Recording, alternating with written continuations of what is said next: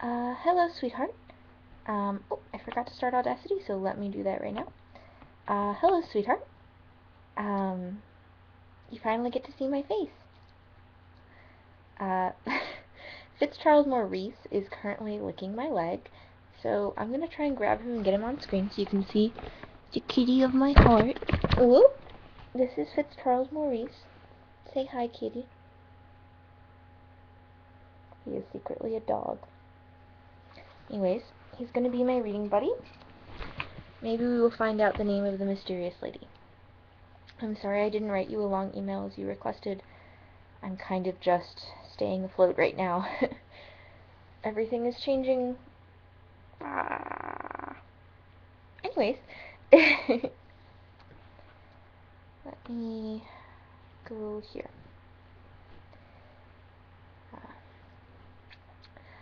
Joseph came in soon after. He looked with increased respect and kindness, but was entirely silent as to their meeting in the lady's apartment. When the hour of retiring came, Matilda repaired to her room with great cheerfulness, and when Albert, with tears, entreated her to sleep below, she replied, "You may, my good Albert, if you choose, but I shall sleep perfectly quiet above stairs. Be under no apprehensions for me," added she, smiling. "I am no longer a stranger, and have not the smallest apprehensions of being molested this night." She took up her candle and left them.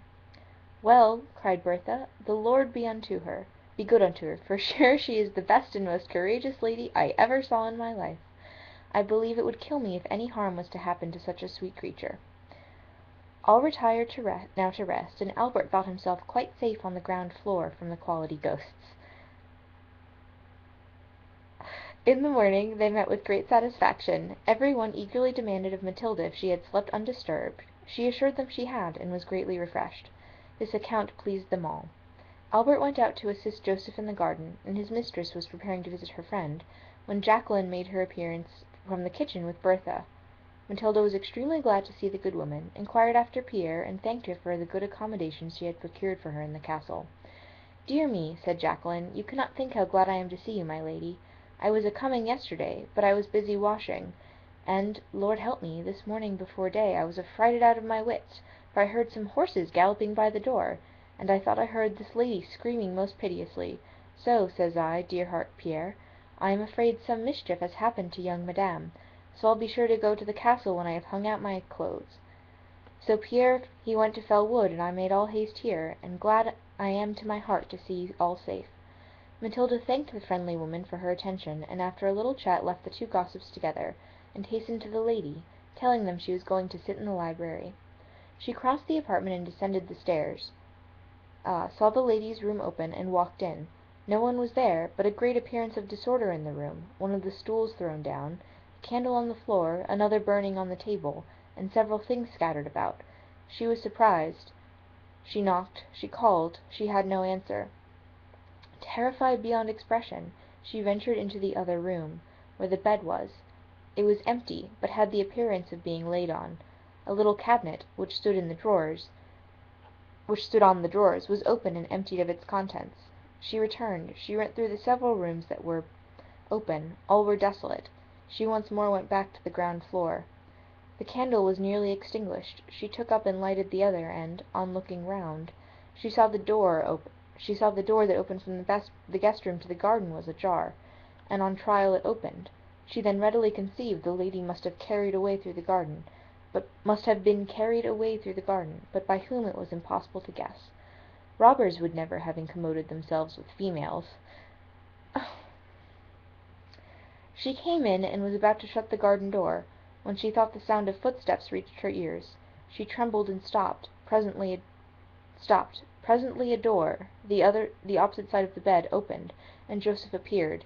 She was overjoyed. He looked surprised. "Oh, Joseph," cried she, "what is become of your lady?"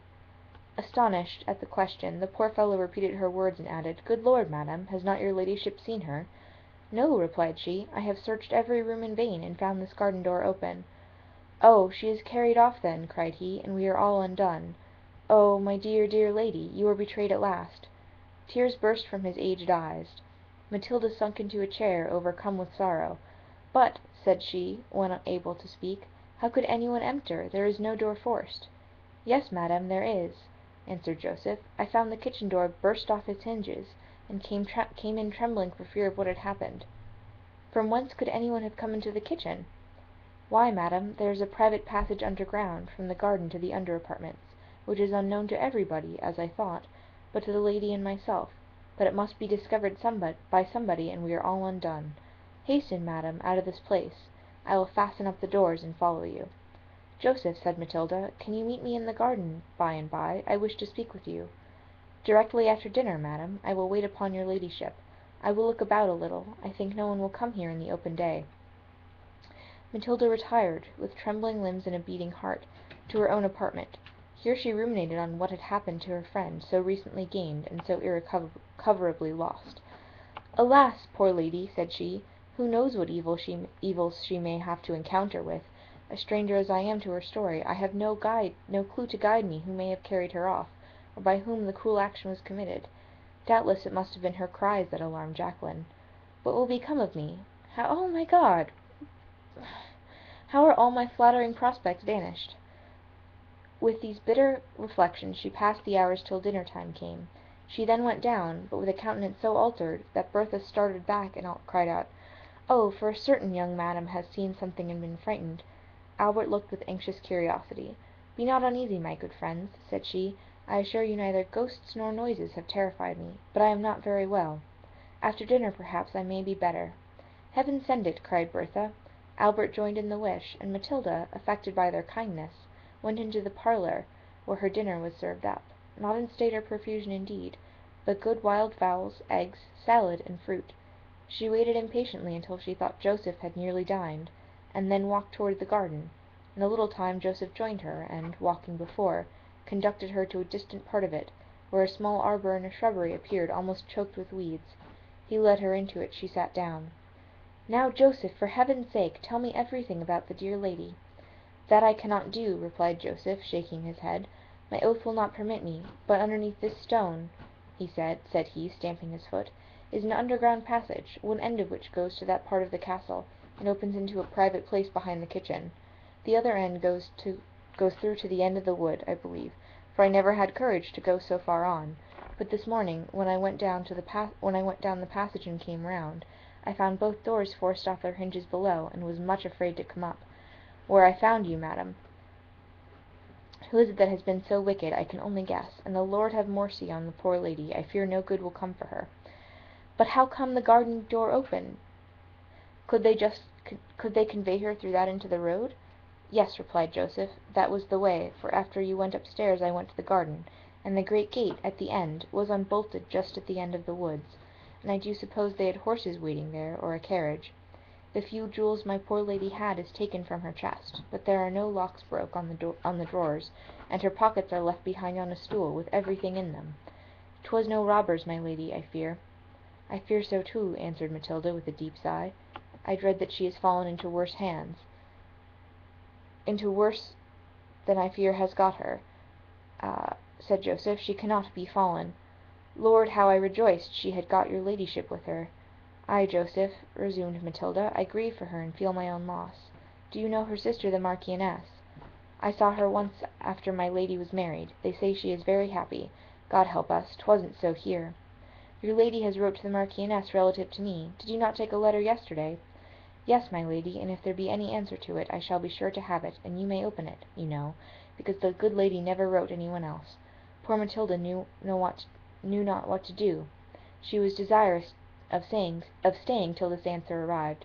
She was anxious to explore those apartments that were locked, and, after some hesitation, asked Joseph if he would not meet her there to-morrow morning. "Ay, sure, that I will," returned he, "and as I left the lamps burning in the passage, if you like, I will go down this way with you now." "No," she said, "not now. I will meet you to-morrow in the library, and we may return this way, for I own I should like to see it, though 'tis plain the passage must be known." They now separated, and Matilda found no possibility of gratifying her curiosity, Joseph's oath being against her, and she too much respected her friend to urge a violation of it on any grounds. She returned to her apartment, and amused herself for a short time with a book, but the agitation of her mind would not admit of entertainment. She threw it aside and called for Albert. He instantly attended her. "My good friend," said she, "I propose remaining here a week or 10 days, perhaps not so long, to refresh myself. How far are we from Zurich?" "About a day and a half's journey, not much more." "Well then, Albert, we will wait here a few days until I am more in health, unless you are very anxious to get there." "Me, my dear young lady, Lord bless you! I want to go only on your account. It's all one to me where I am, if you are safe." Matilda was pleased at his answer, and expressed her gratitude for his kindness in such terms as brought tears into his eyes. "God bless you, madam. I'll go with you all the world over." He bowed and retired. "Good creature!" exclaimed Matilda. "Heaven has blessed you with an honest feeling heart. How much superior are thy sentiments to those of better understanding and cultivated talents, when their minds are depraved by the indulgence of irregular passions!" She sought to compose her spirits, and wait with patience for the expected letter, which she thought must determine her future identity. She had recommended to Albert not to stir from the house, lest he be seen by any one that knew him in passing the road, which caution she observed herself. So that is about 10 minutes. Oh my God, Matilda! Your lady friend got kidnapped. Save her! Rescue her! Be Lady Sherlock Holmes! Do something more interesting than this. Ugh. Anyways, but there's been a kidnapping. An exciting kidnapping robbery. Matilda is a terrible person. The servants are really loyal. It's confusing. And I love you. Hopefully we will get to talk soon.